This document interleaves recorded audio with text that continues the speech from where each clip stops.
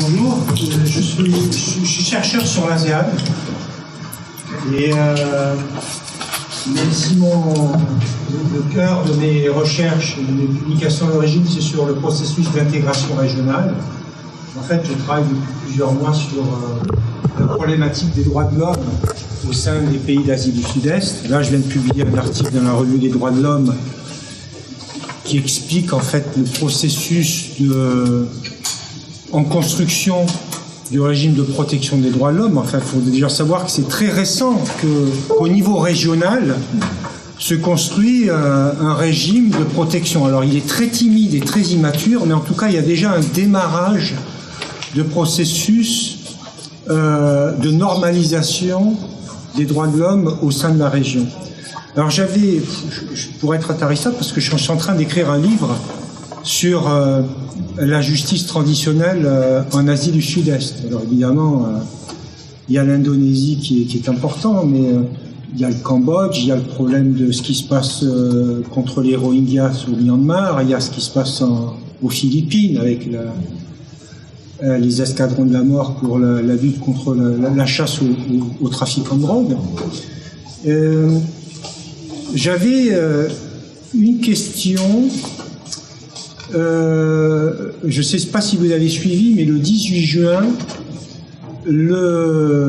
l'Indonésie est entrée comme observateur au sein du Conseil de sécurité de l'ONU. Et donc, à ce titre, je pense qu'une des missions premières que va avoir l'Indonésie, c'est de bien évidemment, conformément aux normes de l'ONU, c'est de protéger les droits de l'homme, non seulement dans le monde, mais à commencer par l'appliquer dans ce pays. Alors je voudrais savoir s'il y a déjà en Indonésie des discussions, est-ce que ça provoque déjà des réflexions, aussi bien du côté politique que du côté de la société civile. Oui, l'Indonésie a été admis au Conseil des non permanent de sécurité, Conseil de sécurité de l'ONU. Et en ce moment, en Indonésie, il y a des propositions pour l'Indonésie d'être actif pour chercher la solution pour Rohingya. C'est d'abord la mission de l'Indonésie pour régler des problèmes de l'Asie du Sud-Est. C'est ça. Mais en fait, en réalité, il y a aussi des problèmes des droits de l'homme de passé. Mais ça, c'est ce que je propose, c'est la solution internale de l'Indonésie.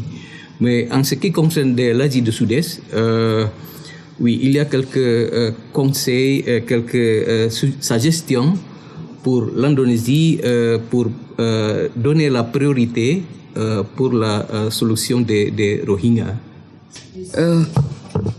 So sorry, I cannot speak French and I'm going to speak in English. Thank you very much for this evening.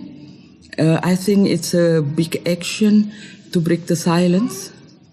It's a big fight against It's a big fight for the counter-propaganda because all the 50 years that we remain under stigmatization and discrimination, it's result of the long-term propaganda from Suharto.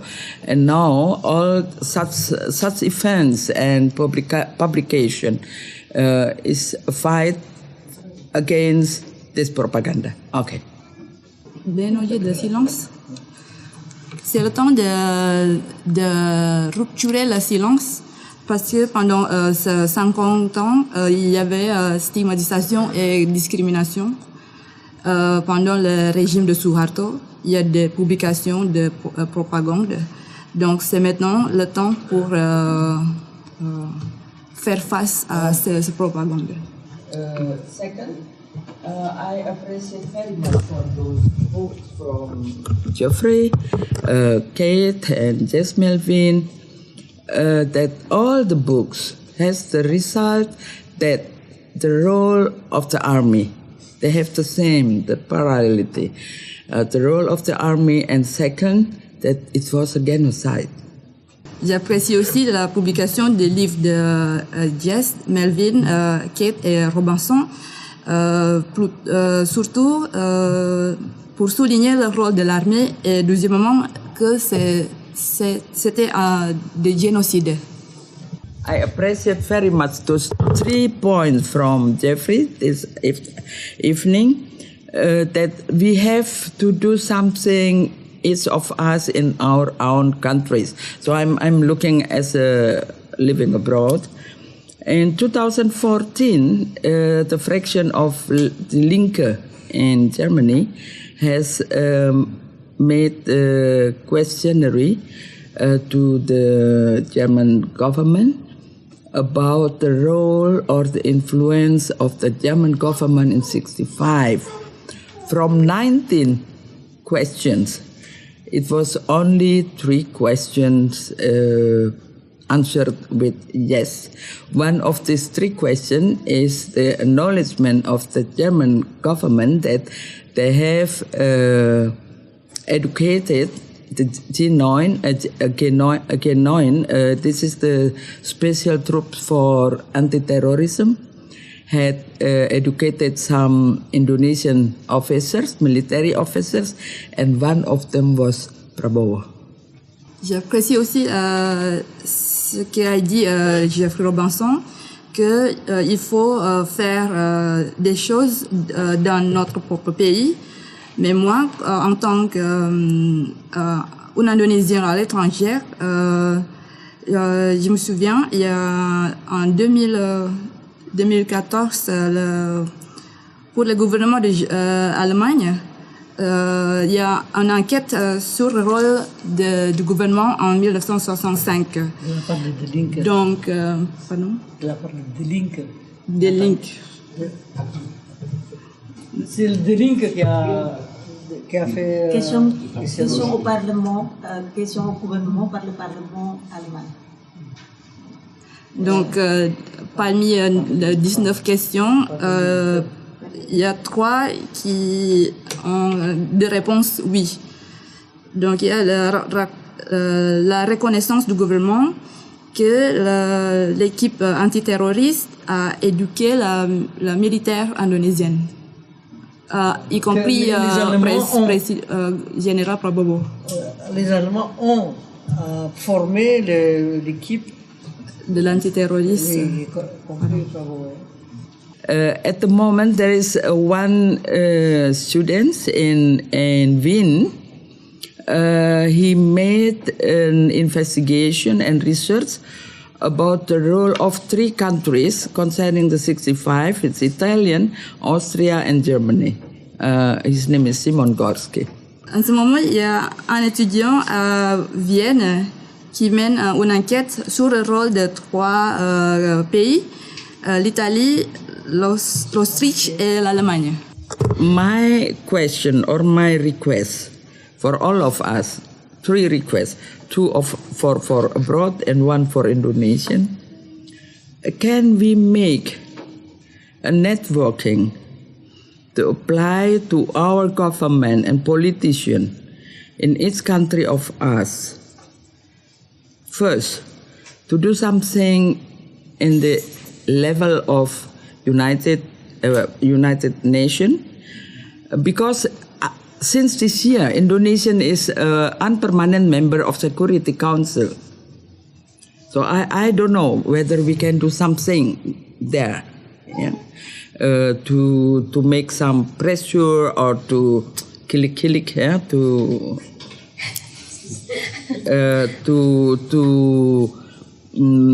provocate the Indonesian government.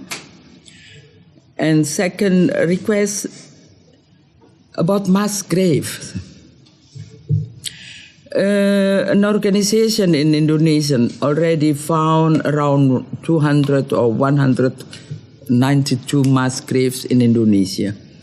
But no one from the government or in formal institution acknowledge it. So I have discussed with somebody in Germany, some politician, whether we can send someone very important from our countries, maybe parliament members or a big politician or a big literate. One moment, that's only one point. To go to Indonesia and knock the door and ask, is that right that Indonesia has mass graves? Only to ask, not to investigate, only to ask. Il y a trois demandes, donc deux sont pour les étrangers et une pour les Indonésiens. Premièrement, d'appeler pour demander au gouvernement ou les politiciens de reconnaître ces événements de 65-66. Et comme depuis l'année dernière, Indonésie est membre non permanent de sécurité de Conseil de sécurité de l'ONU, est-ce qu'on peut mettre de pression ou provoquer le gouvernement d'Indonésien? Et deuxièmement, c'est par rapport à le tombe massif. Charnier. Les fosses communes. Charnier. Les charniers. Parce que à peu près entre 100 et 200 charniers ont été trouvés, mais aucune institution de gouvernement a reconnu. Donc j'ai discuté avec un politicien allemand. Est-ce qu'on peut envoyer quelqu'un de l'Indonésie, soit politicien ou un personnage, pour aller en Indonésie et demander est-ce que c'est vrai il y a des charniers. Yeah. Last month, Jokowi received those Kamisan people. And last week, Jokowi spoke to the relevant Jokowi in Europe. It's not to the exile party, only to the relevant Jokowi in Europe for halal bihalal. Is it or were it only a tactical move from Jokowi during the Pilpres, or do you think, or the friend in Indonesia think that now is something on the move concerning the reconciliation or truth finding for 65? Itu tiga aja. Des bénévoles, des activistes en Europe a organisé une réunion. Président Jokowi a été posé la question qu'est-ce que l'ouverture de ces dossiers est seulement juste tactique, juste une tactique pour la campagne, ou est-ce que c'est vraiment un début de réconciliation? Very briefly, I think it makes sense to pressure governments to raise the question at the United Nations. Probably not in the Security Council, but probably in the Human Rights Council. And this is a good time because the United States just pulled itself out of the Human Rights Council, so they won't be in any position to object. And since they're the main collaborator with the crime, this is perfect. C'est logique de mettre des pressions, mais pas à travers la comité de sécurité, Conseil de sécurité, mais le comité des droits de l'homme français. And on the question of mass graves, I think this is a perfect time. Yes, go and ask, but more practically speaking, I think that the civil society in Indonesia, and possibly here, should look into connecting with those organizations, NGOs in Spain and Argentina, who have, especially in Argentina, but now in Spain also, very good professional experience in exhuming mass graves and doing professional forensic investigation. It's not good to go digging with a backhoe, but these, since the 1980s or 90s, are in Argentina and Spain. They've been more recently in Spain. They've been doing this work, and I believe that some of them already know about the case of Indonesia, but they're waiting to find a good partner to work with in Indonesia, to demand from the bottom up, from grassroots, for this to be done in a good professional way. Au niveau de la société civile, il y a des organisations qui cherchent à connecter à l'autre organisation, notamment en Argentine et en Espagne. Parce qu'ils ont des expériences et ils ont mené des investigations professionnelles, de manière professionnelle. Et entre 80 et 90, l'Espagne et d'autres pays ont connu des massacres en Indonésie qui s'est déroulé en Indonésie, et ils veulent travailler de niveau racine pour mener une investigation professionnelle. L'apparition de trois ouvrages sur génocide de 65, à mon avis, est un moment pour mettre des pressions pour le gouvernement indonésien.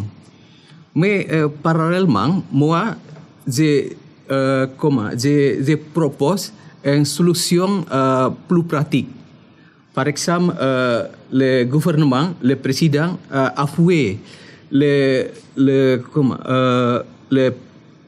cas de Buru Island, le cas de Buru, et aussi a regretté l'exil, le cas de l'exil de 65. C'est, à mon avis, c'est plus modéré que avoir un cours ad hoc sur génocide 65. Il y a un mois, 40 académiciens indonésiens a été invité par le président Jokowi pour parler sur le problème de radicalisation, tolérance et aussi des autres. Moi, en ce moment-là, j'ai proposé aussi des solutions. Exil et Buru, le cas de Buru. Le message est déjà entendu par le président Jokowi. Mais le problème, est-ce qu'il est brani? Est-ce qu'il a de courage pour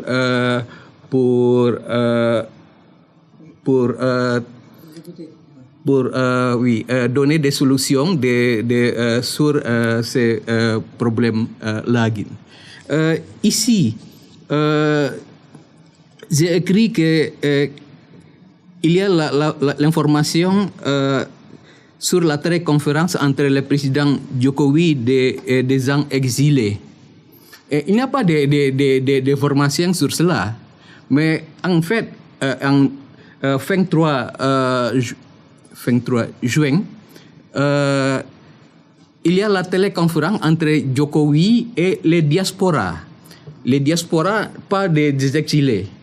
Mais quand même, j'ai fait une erreur, un test de water, que Jokowi a une téléconférence avec les gens exilés. Comment la réaction du gouvernement? S'il n'y a pas de refus par de l'armée, par exemple, oui, c'est OK. On peut, il y aura la téléconférence entre Jokowi et des gens exilés. Enfin, je suis une victime, en fait. Donc, moi, je suis enfant de PKI. Donc, j'ai grandi en France. Donc, toutes ces histoires de massacres, tout ça, moi, j'étais au courant. et dans les descriptions, vraiment ça. Donc là oui, moi ma démarche a été de m'intégrer dans la société française et donc j'ai un boulot et c'est vrai que l'Indonésie est devenue de plus en plus lointaine pour moi, tout simplement parce que moi voilà, j'ai mon petit métier et puis là donc là je dirige un petit théâtre dans le 18e. Donc c'est vraiment voilà. Ce que je vais dire, c'est que je félicite, je rends hommage vraiment à ces initiatives parce que ce sont des initiatives que je n'espérais plus en fait parce que tout simplement, je suis donc allé en Indonésie il y a 10 ans déjà. On n'en parle plus. J'ai l'impression qu'on n'en parle plus. Moi, j'ai intégré, j'ai revu ma famille. On ne parle plus du tout de ça. J'ai l'impression en fait que ça n'a jamais existé en Indonésie, enfin dans leur tête. Donc voilà, donc moi en fait tout ce que je voulais dire c'est que je rends hommage, je félicite ces initiatives.